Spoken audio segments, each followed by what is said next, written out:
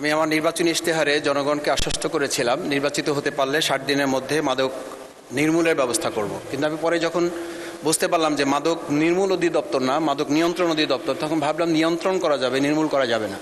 আমি প্রথমেই দাবি জানাই যে মাদক নিয়ন্ত্রণ না করে মাদক নির্মূল অধিদপ্তরে আগে সংশোধন নিয়ে আসা হোক। দ্বিতীয়ত হচ্ছে আমাদের একটা রাজনৈতিক সদিচ্ছার প্রয়োজন। Without political will meaningful change absolutely impossible.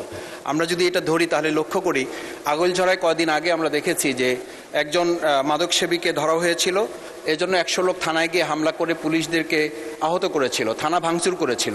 আমরা যদি রাজনৈতিক সদিচ্ছায় না আসতে পারি তাহলে মাননীয় স্পিকার আমরা কি করে এটা সমাধান করব? সেই জন্য আমি মনে করি রাজনৈতিক সদিচ্ছার পাশাপাশি বাবু গয়েশ্বরচন্দ্র রায় বলেছিলেন যে এটি তো স্বরাষ্ট্রমন্ত্রী জানার কথা যে ইয়াবা বদির অবস্থা কী, তার পরিবর্তন কী হলো। সুতরাং সেই জায়গাটা আমাদের সমাধান। ধন্যবাদ মাননীয় সদস্য।